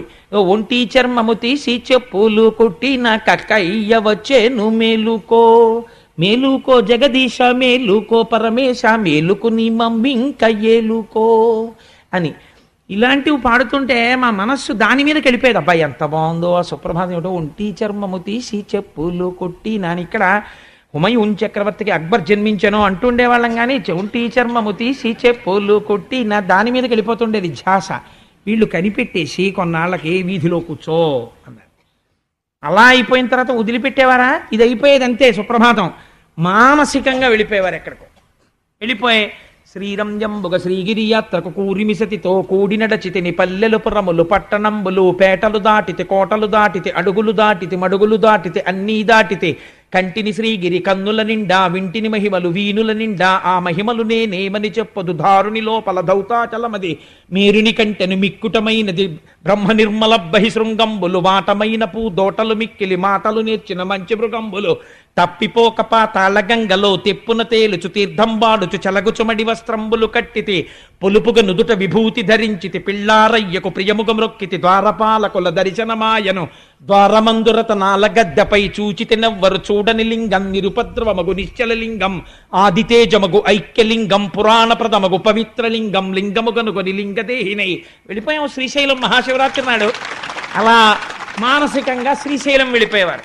రాత్రి అయ్యేటప్పటికి మళ్ళీ పడుకుంటూ లాలి లలితాంబ లాలి మా ఇంట వెలయుమా పద్మపాణి హరిసాటి నీలవేణి భక్తుల పాలిటిది కల్పవల్లి అని అది చెప్పడం కూడా చిట్ట చివరికి వచ్చేసేటప్పటికి ఎంత అందంగా చెప్పేవారంటే చాగంటి వారింట బాలకోమార్తెవై బంగారు పువ్వుల పూజ చేతు అని మా అమ్మమ్మ గారు పాడుతున్నారు అనుకోండి. ఇవటూరి వారింట అంటే మేము చిన్నప్పుడు తెలియక అమ్మమ్మ ఇవటూరు అంటాం ఏంటి, చాగంట అనాలి మా ఇంట్లో అనేవాడిని. అంటే ఒరే మీ ఇంట్లో మీరు చాగంట అనుకోండి, మేము ఇవటూరు అంటాం అనేది మా అమ్మమ్మ. అందుకని ఎవరికి వాళ్ళు పెట్టుకుని మళ్ళీ ఆ అమ్మవారికి లాలి పాడుతుంటే ఆ లాలి వినాలని ఎంత ఉత్సాహంగా ఉండేదో, అలా వాళ్ళు పాడుతుంటే ఎంత అందంగా ఉండేవో నిజంగా. ఆ మానస పూజలు, ఆ కీర్తనలు, ఆ దర్శనాలు. సరే ఈ మాట ఎప్పుడైనా భగవంతుడు శివమహాపురాణం చెప్పించినప్పుడు అలాంటి వాటిలోకి వెళదాం. అందుకని ఇన్ని కోర్కెలు. కాబట్టి ఆ విధంగా ఆ యశోద సంతోషంగా పెరుగు చిలుకుతోంది. చిలుకుతూ ఒక పక్క నోటి వెంట భగవన్నామం పలుకుతోంది, భగవత్ కథలు పలుకుతోంది, మనస్సులో కృష్ణయ్యని తలుచుకుంటోంది. చేసేది పవిత్రమైనటువంటి దధిమథనం. వెనక పువ్వులలోంచి సువాసన వస్తోంది. చేతి గాజులు ఘల్ ఘల్ ఘల్ మని ఆ తాడు ఇటు తిరిగి లాగినప్పుడు ఈ గాజులు ఘల్, ఇటు లాగినప్పుడు ఈ గాజులు ఘల్. ఆ ఘల్ ఘల్ మని కాళ్ళకి పెట్టుకున్నటువంటి అందెలు కదులుతున్నప్పుడు ఘల్లుమంటూ మొలకి పెట్టుకున్నటువంటి వడ్డాణం, అసలు ఆ వడ్డాణాలే కరువైపోయాయి. ఆ వడ్డాణాలకి గంటలు, ఆ చిరుగంటల చప్పుళ్ళు చక్కగా అలా మోగుతూ ఆవిడ దధిమథనం చేస్తుంటే ఇప్పటికీ వెంకటేశ్వర స్వామి వారు నిద్ర లేకపోతే మనం దెప్పి పొడుస్తాం. ఏం మరిచిపోయావా, యోషా గణేన వరదగ్ని విమధ్యమాని ఘోషాలయేషు దిమంధన తీవ్ర ఘోషా రోషాత్ కలిం విదధతే కకుభశ్చ కుంభా శ్రీవేంకటాచలపతే తవ సుప్రభాతం. స్వామి, ఆ రోజున నువ్వు కృష్ణ పరమాత్మగా వెళ్ళినప్పుడు పెరుగులో కవ్వం దిగేది కాదు, అంత గట్టిగా తోడుకునేది. ఆ కవ్వం తిప్పుతుంటే ఈ కవ్వానికి కుండకి దెబ్బలాట వచ్చిందా అన్నట్టుగా పెరుగు చర్ చస్ అంటుండేది. ఆ చప్పుడు వినపట్టల్లా లే అంటారు. అనేటప్పటికీ ముందు ఒకళ్ళ మాత నవ్వుకుంటుంది, యశోద కదా ఆవిడ. అందుకని అలా ఏదో చక్కటి భగవత్ స్తోత్రాలు ఆలాపన చేస్తూ ఆ యశోద దధిమధనం చేస్తోంది. ఎక్కడ నుంచి వచ్చాడో మహానుభావుడు. సుడియుచు గిదుకుచు వాలుచు సడికొట్టుచు అమ్మ రమ్ము చన్నిమ్మనుచున్ వెడబెడ గంతులు వైచుచు కడిసి కదవ బాలకొండు కవ్వము పట్టెన్. ఎంత ఇష్టమో నాకు ఆ పద్యాలంటే. సుడియుచు గిదుకుచు వాలుచు. మహానుభావుడు పోతన గారు ఇక్కడ దర్శనం చేసి రాసుకున్నారండి. పిల్లలు ఇంట్లోకి ఎలా వస్తారో అలా వచ్చారు.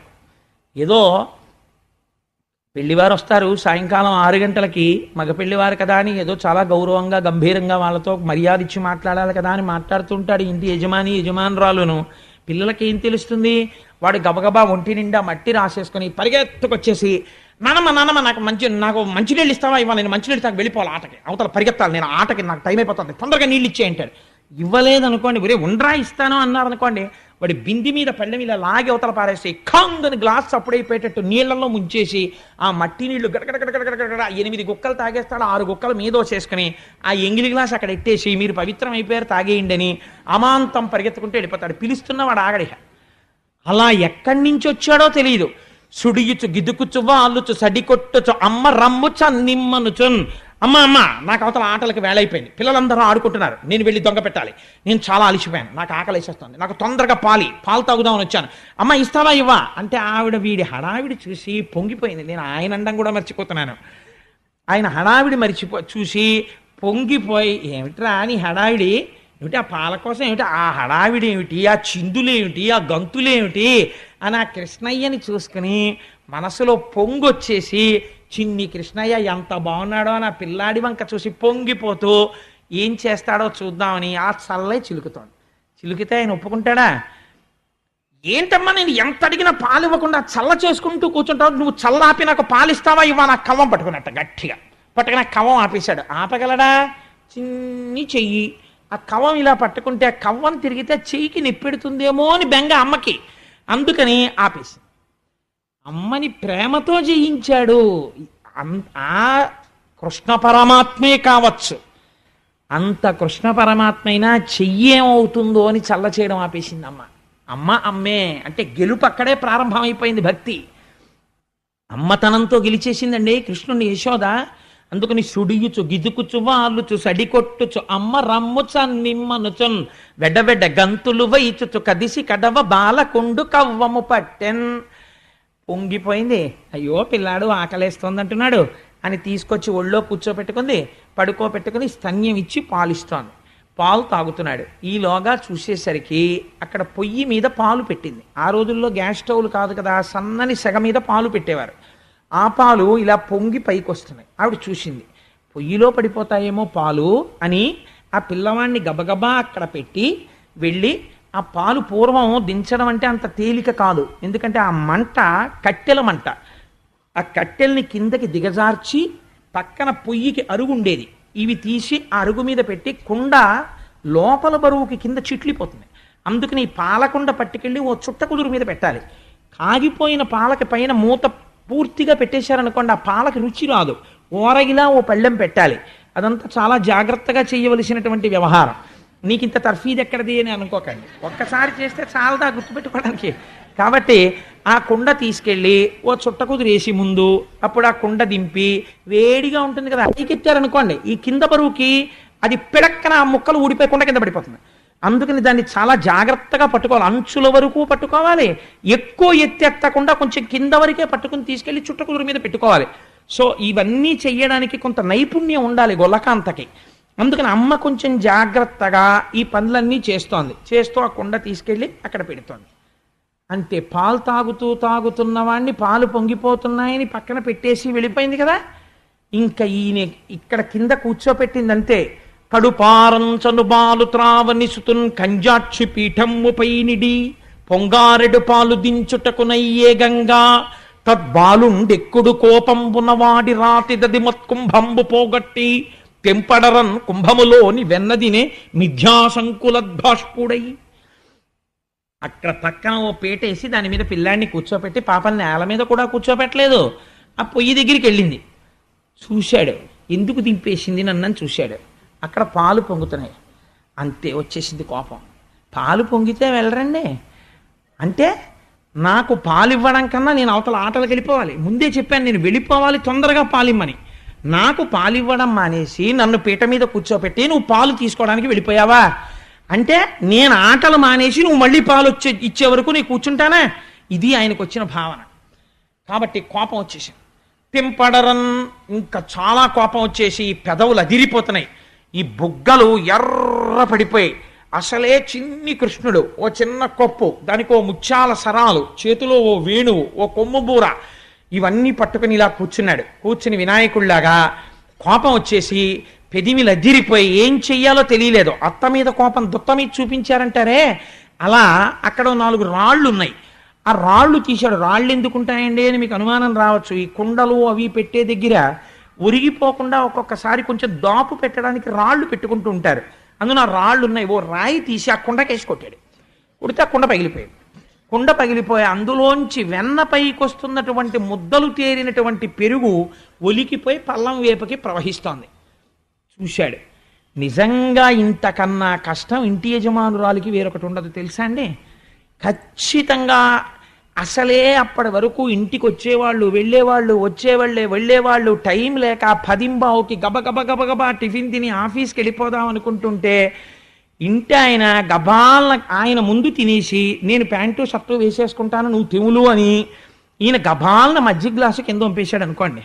నిజంగా ఆవిడకుంటుందండి కష్టం, అందులో కాలేస్తే జారిపోతారు. ఫ్లోరింగ్ చూస్తే మార్బుల్ చేయించేశాడు. అందుకని మళ్ళీ ఏం చేయాలి, దాని మీద ఆ జిడ్డంతా విరిగిపోవడానికి మళ్ళీ ఏదో బియ్య పిండో ఏదో వేయాలి. ఉన్నవాడు ఊరుకోడు. ఆవిడ లోపల నుంచి వచ్చే లోపల ఇదంతా ఏదో సర్దేద్దాం అనుకుని ఓ బట్టోట పట్టుకొచ్చి ఇల్లంతా అలికేస్తుంటాడు. అయ్యా మీరు చేశారు కానీ మహాప్రభో చేసింది చాలు, ఆ జిడ్డు ఇల్లంతా కూడా పెడితే అందరూ పడిపోతారు, అలా ఆగండి నేను ఎత్తుకుంటాను. అదృష్టం కదా మీ వంటి భర్త, అందుకని అలా ఉండండి అని బియ్య పిండి తెచ్చుకొని చల్లుకుంటుంది ఆవిడ. అందుచేత యశోదకి ఇప్పుడు అంత ఇబ్బంది వచ్చింది, ఇల్లంతా మజ్జిగే. కాబట్టి ఆవిడేం చేసింది, అట్నుంచి ఇటు వచ్చి చూసి నేనేం చేస్తున్నట్ట కుండ బద్దలు కొట్టేశాను, అమ్మకు కోపం వస్తుందేమో అని అనుమానం వచ్చింది. ఎందుకైనా మంచిది ఏడిస్తే ఏ గొడవ ఉండదనుకున్నాడు. కాబట్టి మిథ్యాసంకులద్భాష్పుడై, పోతన గారి పద్యాలు ఎంత గొప్పగా ఉంటాయండి. ఆ కిందకొచ్చేస్తున్నటువంటి వెన్న ముద్దలు చూశాడు, అవంటే మహా ఇష్టం.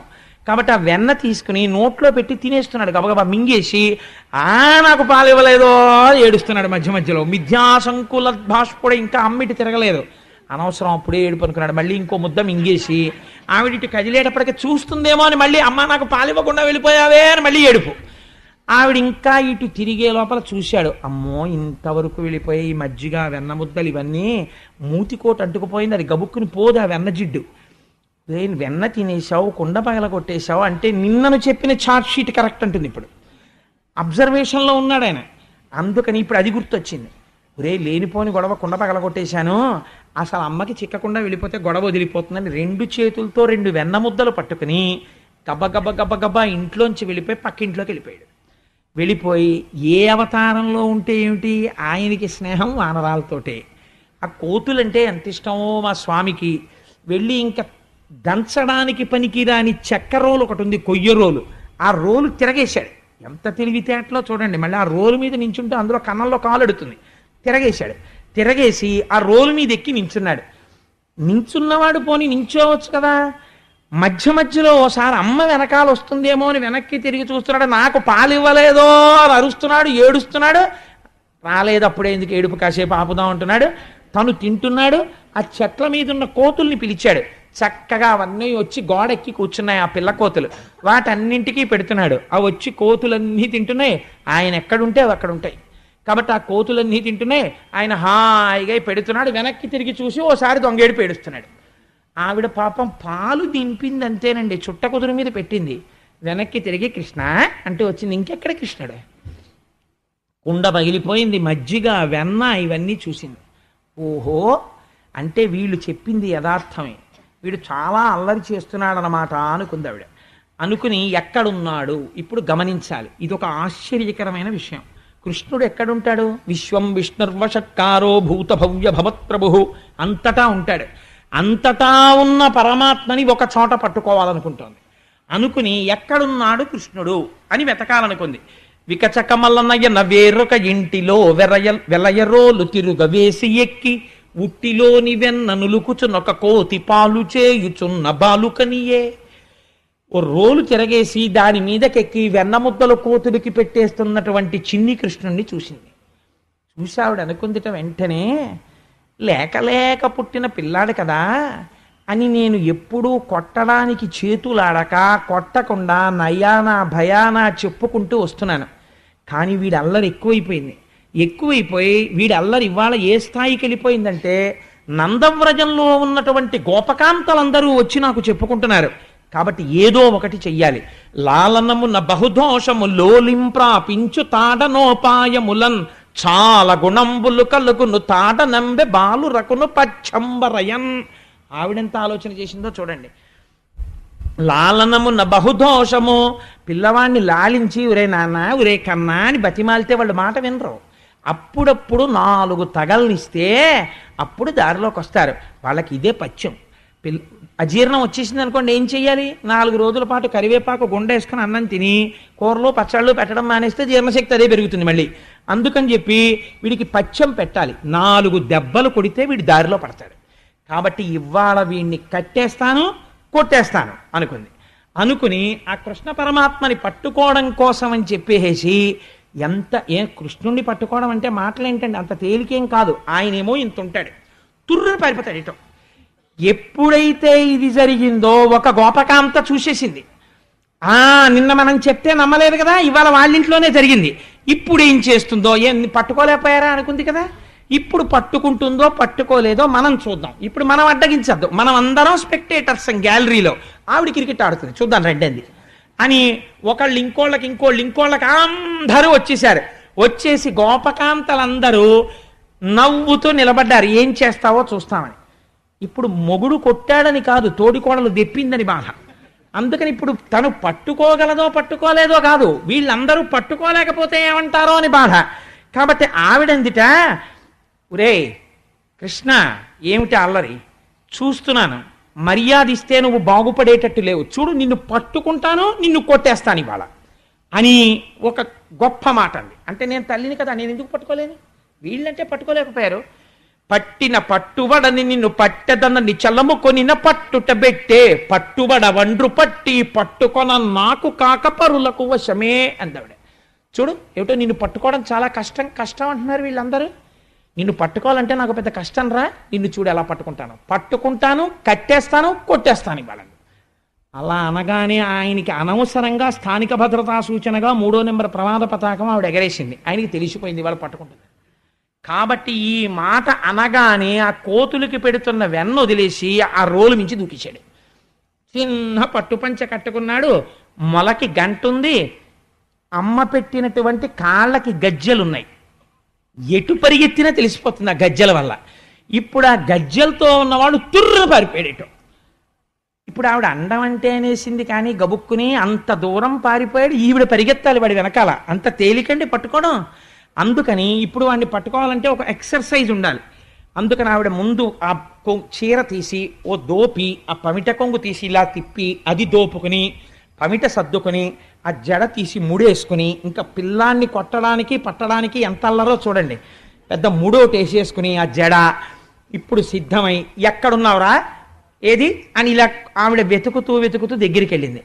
స్తంభాదికంబులు తనకు అడ్డంబైన అట్టట్టునని పట్టు వీని ఈ తప్పు సైరింపు ఇంక దొంగిల బోదు నేనని ముని ముట్ట నిడ్చువాని కాటుక నిరయంగ కందులు నులుముచు వెడలు కన్నీటితో వగచువాని ఏ దశ వచ్చునో ఇది ఎని పలుమార్లు సురుగుచు క్రీగంట చూచువాని గుడబారి పట్టుకొని వెర్రపచు చిన్ని వెన్న దొంగ చిక్కెననుచు కొట్ట చేతులాడక పూబోడి కరుణతోడ బాలు కట్టదలచే. పోతన గారు అన్నారు, ఆ ఇల్లంతా స్తంభాలు. ఈయన పరిగెత్తుకుంటూ వెళ్ళిపోయి స్తంభం చాటున నక్కేవాడు. ఎందుకని? పరిగెత్తాడు అనుకోండి కాలి మువ్వలు చప్పుడవుతాయి. అందుకని మువ్వలు చప్పుడైతే అమ్మ ఎటువైపు పరిగెడుతున్నాడో కనిపెడుతోంది. అందుకని చప్పుడు చేయకుండా మొలకో గంట ఉంది, కాళ్ళకి గజ్జెలున్నాయి. అందుకనో స్తంభం చాటున నించుని అమ్మ కొంచెం దూరంగా ఉందన్న తర్వాత ఆ స్తంభం చాట్ నుంచి ఓ ఇంత చిన్న మొహం ఒకటే బయటెట్టేవాడు. బయటెట్టి చూసేవాడు అమ్మని. ఓ చిన్న నెమలిపించం ఒకటి పెట్టుకుని చూసి స్తంభాదికంబులు తనకు అడ్డంబైన అట్టట్టునని పట్టు వాని వీని అమ్మ చూసేసేది. ఆవిడేమిటి పరిగెత్తి పరిగెత్తి పరిగెత్తి అలిసిపోయి ఈ స్తంభం చాట్న ఆయన ఉంటే తను చూడనట్టుగా ఉట్టినే ఆ స్తంభాల దగ్గరికి వెళ్ళి మెల్లిగా ఈ స్తంభం దగ్గరికి వచ్చేది. వస్తే మీరు చూసే ఉంటారు చిన్నతనంలో పిల్లల్ని, ఆయన ఆ చాటున్నాడు అటు పారిపోదామంటే ఆవిడ ఇటు వచ్చేది, ఇటు పారిపోదామంటే ఇటు వచ్చేది. ఆవిడ పట్టుకుందామని ఇటు ఇటు చెయ్యి పెడుతుంటే ఇటు వచ్చినట్టు పరిగెత్తినట్టు ఆవిడ ఇలా అనేటప్పటికి ఇటు పరిగెత్తి వెళ్ళిపోయాడు. మళ్ళీ పారిపోయి ఇంకో స్తంభం చాటుకు వెళ్ళిపోయాడు. వెళ్ళిపోతే మళ్ళీ పరిగెత్తేది పాపం. ఇలా పరిగెత్తి పట్టుకుందాం అనుకుంటే అమ్మ దూరంగా వెళ్ళిపోగానే ఓ స్తంభం చాటున నక్కి, అమ్మా నేను ఇంకెప్పుడు దొంగతనం చేయనే అమ్మా, నేను ఎవరింటికి వెళ్ళనే అమ్మా, నేను వెన్న తిననే అమ్మా, నేను అల్లరి చెయ్యనే అమ్మా, నన్ను వదిలిపెట్టేవే అమ్మా. అసలు ఆవిడ పట్టుకున్నది లేదు, కట్టింది లేదు, కొట్టింది లేదు.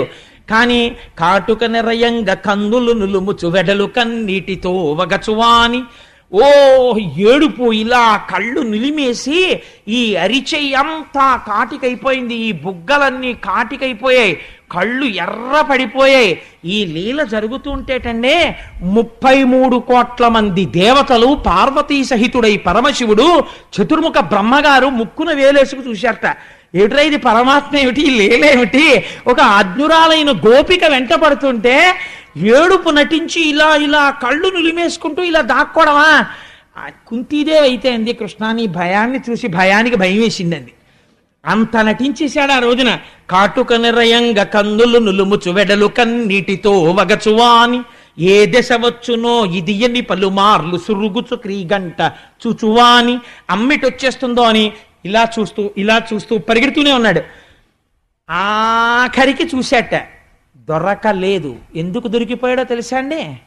వడల చెమటలగ ఎనుత్తరీయము దార తురుముకున్న విరులు జారిరాల పట్టరాని తనను పట్టెదనని చింత కట్టుకున్న తల్లి కరుణ చూచి.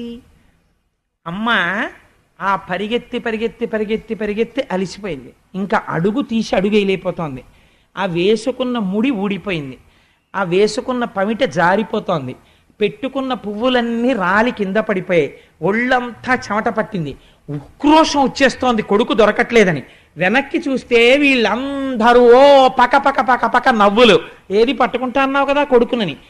ఇంకా అడుగు తీసి అడుగు వెయ్యలేక నాకు దొరకట్లేదు వీడు, చూసావా వీడికి ఇంత పాలిచ్చి పెంచాను, నన్ను ఎంత అవమానం చేసేస్తున్నాడో అని అక్కసొచ్చేసి ఇంకా కళ్ళమ్మ నీళ్లు రావడమే తర్వాయి అమ్మకి.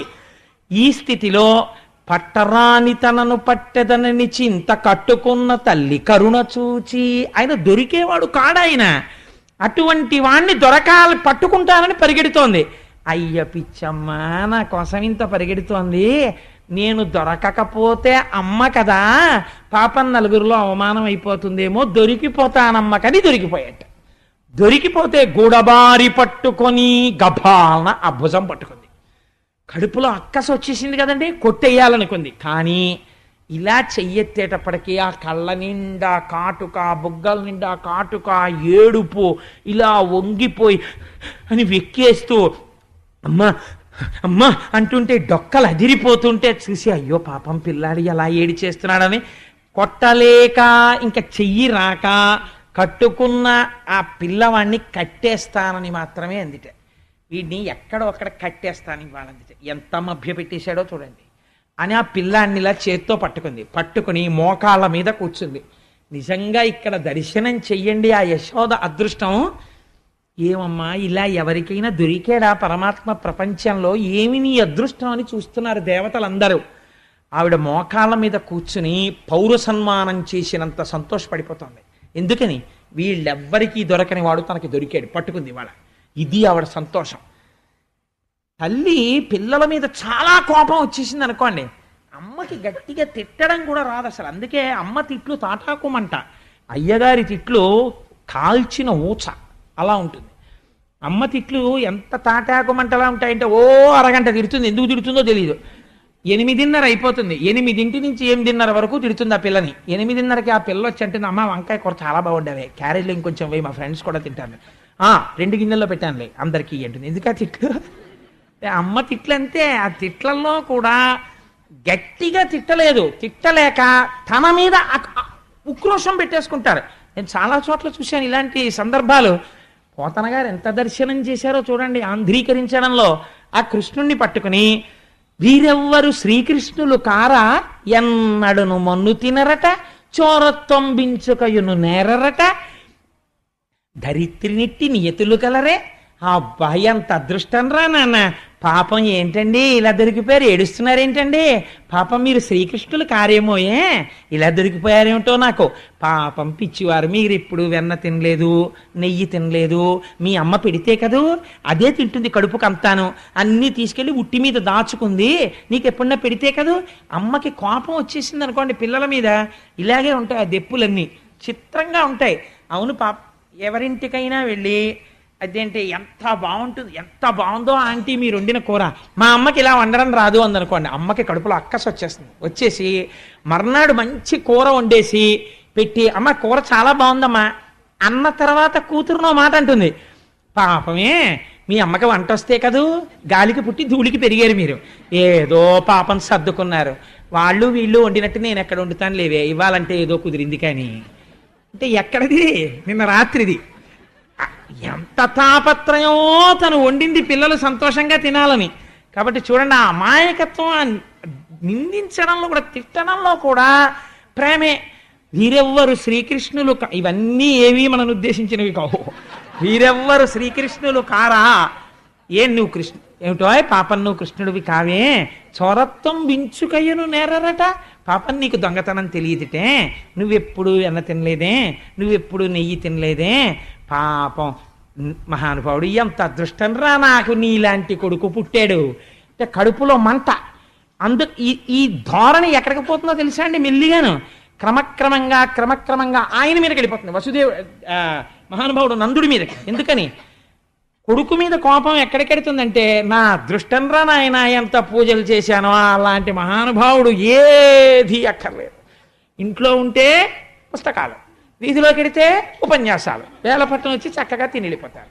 బ్యాంకు పని నేనే చేసుకోవాలి, ఉద్యోగం నేనే చేసుకోవాలి, కూరలు నేనే తెచ్చుకోవాలన్నట్టు ఎంత అందంగా మాట్లాడిందంటే ఆవిడ, ఎంత అల్లర్రా నాయన, నా అదృష్టాన్ని ఇలాంటి కొడుకుంటాడ్రా అని దెప్పి పొడిచి కృష్ణుణ్ణి. ఇప్పుడు ఆయన్ని విడిచిపెట్టింది అనుకోండి, కట్టేయడం కష్టం, దొరకడు మళ్ళీ. అందుకని ఇప్పుడు ఏం చేయాలి, కట్టేయాలి ఆవిడ. అందుకని ఆ కృష్ణుణ్ణి చేత్తో పట్టుకుని ఆ కట్టడం కోసమని తాడు కోసం వెడుతోంది.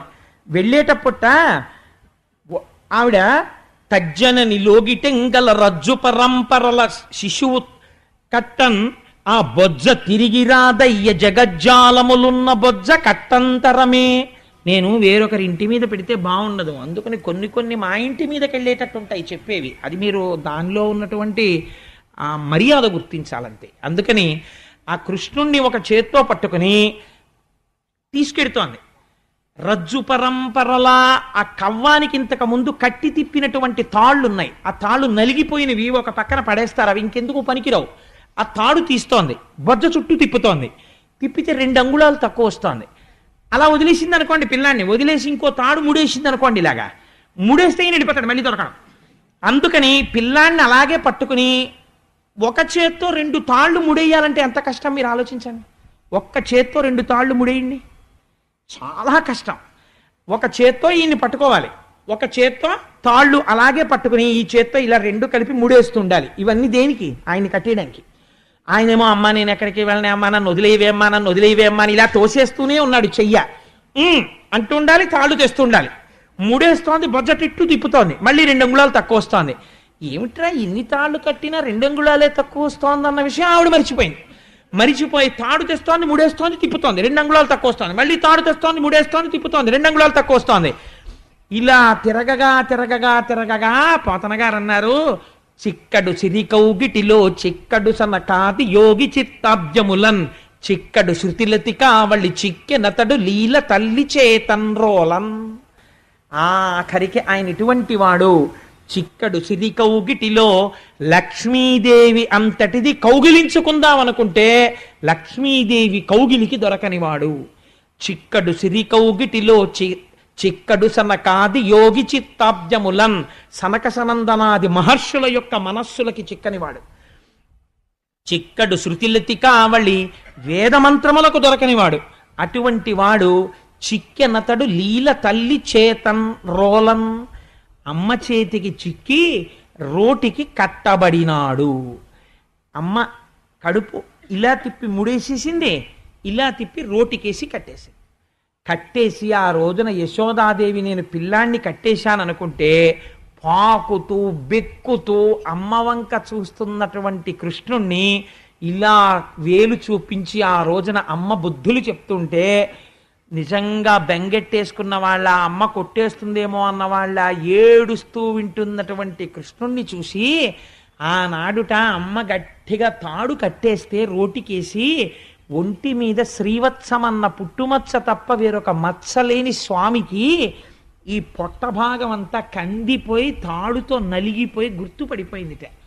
స్వామి, ఏ మచ్చలేనటువంటి నువ్వు మాలోకంలో అవతరించి మమ్మల్ని ఉద్ధరించాలనుకుంటే తెలియక అమ్మ నిన్ను కట్టేస్తే ఆ చిన్ని బొజ్జ ఎంత నలిగిపోయిందో, ఆ రోజున ఆ నడువెంత నలిగిపోయిందో.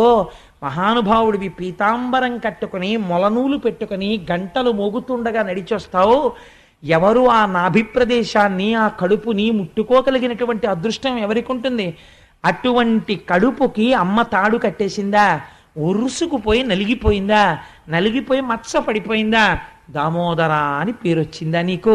స్వామి, ఎంత మహానుభావ, ఎంత సౌజన్యమూర్తివి, ఎంత కారుణ్యమూర్తివి అని కృష్ణ భగవానుని యొక్క కారుణ్యాన్ని మనసులో స్మరించి 6 నెలలు స్పృహ తప్పిపోయారట కొంతమంది లీల విని. భగవంతుడి యొక్క కారుణ్యానికి, వాత్సల్యానికి ఈ 2 అంగుళములు తక్కువ అవడం అంటే ఏమిటో తెలుసా అండి? భగవంతుని పూజ చేసేటప్పుడు ఎందుకు పూజ చేస్తున్నావు నువ్వు మర్చిపోవాలి. నీ ఇంట్లో అన్నిటికన్నా నీకు ప్రేమపాత్రము ఏది కావాలంటే నీ పూజా మందిరము ప్రేమపాత్రము కావాలి. అయ్యో, నా స్వామికి ఇది చెయ్యకుండా నేను ఎలా ఉండగలను అన్న భావన నీకు బాగా పెరగాలి లోపల.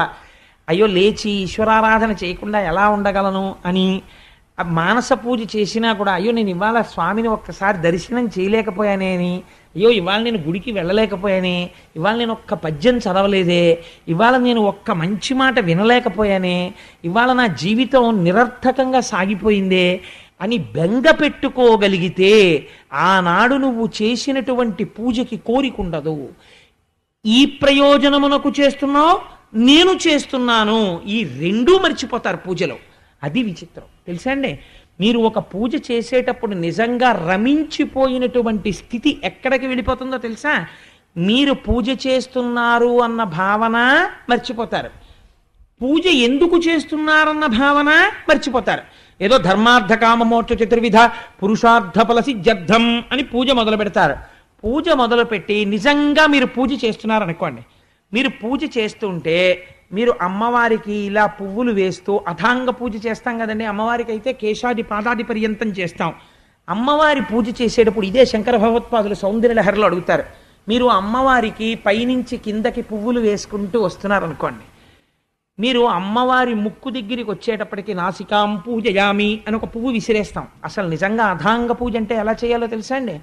మీరు పద్మాసనం వేసుకుని ఇలా కూర్చుంటే స్వామివారిని పూజ చేస్తున్నారనుకోండి, ఇవాళ శివరాత్రి కాబట్టి పొనొక శంకరుడు అని మీరు అనుకున్నారనుకోండి, స్వామివారి పాదములు, తెల్లటి పాదములు, పాదములకున్న మంజీరములు, ఆ పాదముల మీద పడినటువంటి పువ్వు, స్వామివారు ఎప్పుడు ఎక్కువగా పద్మాసనం వేసుకొని కూర్చుని తనలో తాను రమించిపోతుంటాడు కాబట్టి మీరు ఆయన పాదాల పక్కన గుల్భౌ పూజయామి అని పక్కన ఇలా ముట్టుకుని చూస్తే గరుకెక్కిపోయినటువంటి ఆ చిన్ని పిక్కలు, ఆయన కాళ్ళు, ఆ మోకాళ్ళ మీద వెంట్రుకలు, తెల్లటి ఆయన కాళ్ళు, వాటి మీద పడినటువంటి ఎర్రటి పువ్వు కింద పడుతుంటే ఆయన తొడలు, ఆయన కడుపు, ఆయన నాభి, ఆయన గుండెలు, ఆయన కంఠం, ఆయన గడ్డం, ఆయన నోరు, ఆయన పెదవి, ఆయన ముక్కు, ఆయన నేత్రములు, ఆయన లలాటం, ఆయన శిరస్సు, ఆయన చెవులు మీరు దర్శనం చేస్తూ నేత్రే పూజయామి, కర్ణౌ పూజయామి, లలాటం పూజయామి, శిర పూజయామి అని మీరు ఇలా వంగితే పూజకి అందం ఎక్కడో తెలుసా అండి? అప్పుడు శంకరుడు సంతోషించి, ఏమి పూజరా నా నాయంత పొంగిపోయి చేస్తున్నావురా అని ఇలా అన్నాడు అనుకోండి. ఆయన తలమించి కదిలినటువంటి పువ్వు మీ మీద పడినట్టుగా మీరు భావన చెంది మీకు తగిలినట్టుగా అనిపించింది అనుకోండి. ఇప్పుడు పూజ దేనికి చేస్తున్నారు, ఏమి చేస్తున్నారు, రెండూ మర్చిపోయారు. మరిచిపోయి తాదాత్మ్యత పొందినటువంటి స్థితిలోకి వెళ్ళిపోయారు. అది నిజంగా మహానుభావుడికి ఎవరికి వచ్చిందో కాలే ఆలోచన. శ్రీశైలం మల్లన్న శిరసొంచేనా చేనంతా గంగమ్మ వాన అన్నాడు. నిజం కదండి. ఆయన జటాజూటమునందు గంగ ఉంటుంది. ఆయన ఇలా అన్నాడు అనుకోండి, భక్తుడి వంక చూసి ఓ చాలా చాలా చాలా చాలా చాలా సంతోషం, ఆయుష్మాన్ భవ అన్నాడు అనుకోండి. శంకరుడు కానీ ఇలా అన్నాడో చేనంతా గంగమ్మ వాన చెంబులో చిరిగిపోయినట్టు పడిపోతాయి. ఎందుకని? జటాటవీగల జల ప్రవాహ పావిత స్థలే గళేవలంబ్యలంబితాంభుజంగ తుంగమాలికాం ఢమడ్ఢమడ్ఢమన్నినాదమడ్డమర్వయం చకార చండ తండవం తనోతు న శివ శివం జటాకటాహ సంభ్రమ భ్రమన్ విలింప నిర్ఝరి విలోల వీచి వల్లరి విరాజమానమూర్ధని ధగద్ధగద్ధగజ్వలిల్లలాట పట్టపావకే కిశోర చంద్రశేఖరే రతి ప్రతిక్షణం మమ ధరాధరేంద్రనందిని కుచగ్ర చిత్రపత్రక ప్రకల్పనైక శిల్పిని త్రిలోచనే రతిర్మమ నవీన మేఘమండలీ నిరుద్ధరుద్ధర స్ఫురత్ కుహూనిషీదినీతమ ప్రబద్ధ బద్ధ కందర నిలింప నిర్జరీధన తనోతి కృత్తి సింధుర కళానిధాన బంధుర అని ఆ శంకరుణ్ణి పూజ చేస్తూ రావణాసురుడు స్తవం చేస్తాడు. అగర్వ సర్వమంగళా కళాకదంబ మంజరీరస ప్రవాహ మాధురీ విజృంభణా మధువ్రతం స్మరంతకం పురాంతకం భవాంతకం మఖాంతకం గజాంధకంతకంతకం తమంతకంతకం భజే అని నేను స్వామి గంగానదిలో స్నానం చేసి సైకతం మీద కూర్చుని ఇలా చూస్తే నాకు దూరం నుంచి నిన్ను చూస్తూ ఉంటే వృషద్విచిత్ర తల్పయోర్భుజంగముక్తికస్రజో గరిష్టరత్నలోష్టయో సుహృద్విపక్షపక్షయో తృణారవింద చక్షుషో ప్రజామహీ మహేంద్రయో సమప్రవర్తయన్మన కదా సదాశివం భజే కదా నిలింప నిర్ఝరీ నికుంజకోటరేవ సన్విముక్త దుర్మతి సదాశిరస్తమంజలిం వహన్ విముక్తలోలలోచనల్లలాటపాల లగ్నక శివేతి మంత్రముచ్చర సదాసుఖీ భవామ్యహం అంటాడు. నాకు 3 నేత్రములు కలిగినటువంటి మహాదేవ దర్శనం కావాలి అంటాడు. అలా మీరు పొంగిపోతూ చేస్తున్నటువంటి పూజ యందు నేను చేస్తున్నాను, ఇందుకు చేస్తున్నాను, ఈ 2 మర్చిపోతారు. ఈ 2 మర్చిపోవడం 2 అంగుళాలు తక్కువ అవుతోందన్నది మర్చిపోవడం, అలా ఎలా తక్కువ అవుతోందన్నది తెలియకపోవడం. ఈ ప్రయత్నానికి, ఈ తాదాత్మ్యతకు ఈశ్వరుడు లొంగిపోతాడు. ఇది భక్తితో ఈశ్వరుని బంధించుట. ఇలా భక్తితో కట్టేశారు పెద్దలు. ఏ వేదంబు పఠించే లూత భుజగం వేశాస్త్రముల్ సూచే తానే విద్యాభ్యాసమునర్చె కరి చించే మంత్రమూహించే బోధావిర్భావ నిదానముల్ చదువులయ్యా కాదు మీ పాద సంసేవాసక్తియ కాక జంతు తతికిన్ శ్రీకాళహస్తీశ్వర. ఏ వేదం చదువుకుంది పాము, ఏ ఉపనిషత్తులు చదువుకుంది సాలెపురుగు. కేవలము భక్తి చేత పరమేశ్వరుడు వశుడైనాడు. అందుకే పోతన గారు అంటారు, మౌనులచే దానులచే యోగులచే యోగ సంవిధానులచే తన్ పూని నిబద్ధుండగునే శ్రీనాథుడు భక్తియుతుల చేతన్ బోలన్.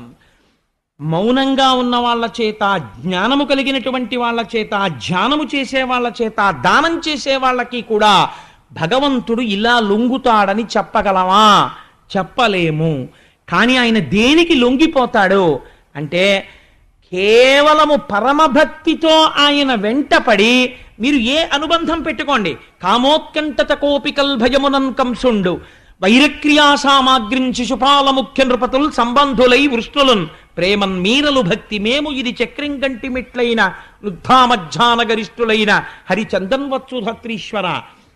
ఒక కొడుకుగా, ఒక భక్తుడిగా, ఒక తండ్రిగా, ఒక జగదాచార్యుడిగా మీరు ఏ రకంగా పరమాత్మతో అనుబంధం పెట్టుకున్నా అది ఉద్ధరించి ఈశ్వరుణ్ణి కట్టి మీ దగ్గరికి తీసుకొచ్చి నిలబెట్టగలదు ఆ భక్తి పాశము. అందుకే శంకరులు శివానందలహరిలో ఒక విషయం చెప్తారు. అది చెప్పి ఇవాళ మహోత్కృష్టమైన మహాశివరాత్రి కాబట్టి ఆ శ్లోకంతో పూర్తి చేస్తాను. మార్గావర్తిత పాదుకా పశుపతే రంగస్య కూర్చాయతే గండూషాంబు నిషేచనం పురరిపోర్దివ్యాభిషేకాయతే కించిత్ భక్షిత మాంసశేష కబళం నవ్యోపహారాయతే భక్తి కిం న కరోత్యహో వనచరో భక్త్యావతంసాయకే. ఈ శ్లోకం చెప్పుకు తీరాలి శివానంద అంటే మహాశివరాత్రి నాడు. ఒక తిన్నడికి ఏం తెలుసు, కానీ ఆయన కాలికి వేసుకున్న చెప్పుతో జంతువుల మలమూత్రములు తొక్కి, అయ్యో ఈ శివలింగం ఎన్నాళ్ళయిందో నా శివయ్య అన్నం తిని స్నానం చేసని ఆర్తి పొందాడంతే. వచ్చి ఆ చెప్పుతో శివలింగానికి కూర్చగా నిర్మాల్యం తీస్తారు. పొద్దున్న మీరు చూశారు కదా, ఒక దళం పట్టుకుని కూర్చగా తీసేస్తారు నిర్మాల్యం.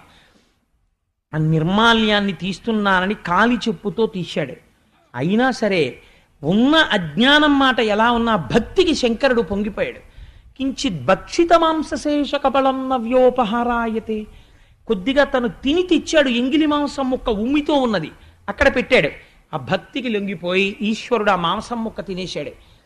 ఏ మంత్రము లేకుండా నీళ్లు తీసుకొచ్చి శివలింగం మీద పోసేశాడు.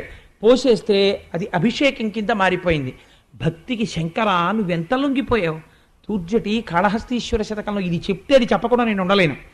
దూర్జటి కాళహస్తీశ్వర శతకంలో దెప్పి పొడిచాడు శంకరుణ్ణి. నీకున్మాంసము వాంచయేని కరువా నీ చేత లేడుండగా జోకయినట్టి కుఠారముండ అనల జ్యోతుండ నీరుండగా పాకంబొప్ప ఘటించి చేతి పునుకన్ భక్షింపక ఆ బోయ చేకుంటెంకిలి మాంసమిట్లు తగునా శ్రీకాళహస్తీశ్వర. పిల్లలు కరువు కింద తినేస్తున్నారు అనుకోండి, ఓ తినేస్తుంటే ఇంటికి వచ్చిన తర్వాత అంటాం, ఏంటి అది ఆ హోటల్కి వెళ్ళినప్పుడు ఎప్పుడు ఇంట్లో తినని దానిలా అంకుల్ ఇంకో అప్పడం వేస్తారా, అంకుల్ ఇంకొంచెం పెరిగేస్తారా అని ఇంట్లో తినమంటే తినరు. అదేంటి అలా తినేశారా, టేబుల్ దగ్గర వాళ్ళందరూ అదేంటి అలా తినేస్తోంది ఆ పిల్లాడని చూస్తున్నారు, కరువా మీకు అంటారు ఇంటికి తీసుకెళ్ళాక పిల్లల్ని. అలా శంకరుణ్ణి పట్టుకుని దూర్జటి ఏమడిగాడో తెలుసా అండి, నీకున్ మాంసము వాంఛయే నీ కరువా. శివ నీకు కరువా మాంసం, నిజంగా నీకంత మాంసం తినాలనుంటే బోయవాడు కొరికి తెచ్చిన ఉమ్మితో కూడిన ఇంగిలి మాంసం తింటావా? ఎందుకయ్యా నీకంత కరువైతే ధవళవపుషమిందోర్ మండలే సన్నివిష్టం భుజగవలయహారం భస్మదిగ్ధాంగమీశం మృగయ పరశు పాణిం చారు చంద్రార్ధమౌళిం సదయ హృదయ మధ్యే సంతతం చింతయామి. ఈ చేతిలో లేడుంది, ఈ చేతిలో గొడ్డలుంది. హాయిగా నువ్వు లేచి వంటింట్లో కూడా వెళ్ళక్కర్లేదు. ఇలా కూర్చున్నవాడివి గొడ్డలు పెట్టి ఈ జింకను దెబ్బ కొట్టి ఇంత మాంసం ముక్క తీసుకుని చేతిలో ఉన్న కపాలంలో పడేసుకుని తలలో ఉన్న నీళ్లలో కాస్త ముంచుకుని 3వ అగ్నిహోత్రం మీద ఇలా పెట్టుకుని ఉడకించేసుకుని నోట్లో పడేసుకుంటే అయిపోయాయి. వంటింట్లోకి వెళ్ళక్కర్లేదు, మాంసం తెచ్చుకోక్కర్లేదు, ఏమీ చేసుకోక్కర్లేదు, హాయిగా తినేసి. ఇది మానేసి ఎంగిలి మాంసం తినేస్తావా? ఏమిటయ్యా ఈ పనులు, నీకు కరువా అని అడిగాడు. అంటే నిజంగా కరువానే. శంకర భక్తికి ఎంత లొంగిపోయావయ్యా అన్నాడు. భక్తికి శంకరుడిగాను లొంగాడు, కృష్ణుడిగాను లొంగాడు. ఆ భక్తితో కూర్చుని ఆ జ్యోతిర్లింగం అక్కడ 12 గంటల వేళ అభిషేకం జరుగుతుండగా చూస్తే మననెందుకు అనుగ్రహించాడు, అనుగ్రహించి తీరుతాడు. అందుకని ఇంత పరమోత్కృష్టమైన లీల నేను చెప్పలేదు, ఈశ్వరుడే తెచ్చుకున్నాడు ఇవాల్టి ఉపన్యాసానికి ఆ లీల వచ్చేటట్టు. అందుకని మన యందు అవ్యాజమైన వాత్సల్యంతో పరమాత్మ భాగవతాంతర్గతమైన ఈ లీల ఇవాళ నా చేత చెప్పించి నన్ను మిమ్మల్ని అందరినీ ధన్యుణ్ణి చేసినందుకు స్వామి పాదములు పట్టి నమస్కరిస్తూ మనం పెట్టుకున్న సంప్రదాయాన్ని అనుసరించి చక్కగా 11 మాటలు నామం చెప్పుకుని ఎక్కడి వాళ్ళు అక్కడే కూర్చుంటే మూర్తిగారి బృందం వచ్చి శంకరుడి మీద అద్భుతమైనటువంటి కీర్తన చేస్తారు. మనం ఎలాగో 12 గంటల వరకు ఉంటాం కదమ్మా శివలింగ దర్శనానికి, చక్కగా కూర్చోండి. అందుకని ఇప్పుడు నామం చెప్పండి. శ్రీ శ్రీనివాస గోవింద, బలరామానుజ గోవింద, సీతానాయక గోవింద, ధరణీనాయక గోవింద, బ్రహ్మాండ రూప గోవింద, నిత్య కళ్యాణ గోవింద, అభిషేక ప్రియ గోవింద, గజరాజ రక్షక గోవింద, గోవింద హరి గోవింద గోకుల నందన గోవింద తిరుమలవాస గోవింద గోవింద హరి గోవింద గోకుల నందన గోవింద శ్రీనివాస గోవింద గోవింద హరి గోవింద గోకుల నందన గోవింద శ్రీ వెంకటేశ గోవింద గోవింద హరి గోవింద గోకుల నందన గోవింద శివరూపమూర్తి గోవింద గోవింద హరి గోవింద గోకుల నందన గోవింద గోవింద రూప పరమేశ గోవింద హరి గోవింద గోకుల నందన గోవింద. సర్వం శ్రీ ఉమామహేశ్వర పరబ్రహ్మార్పణమస్తు. స్వస్తి.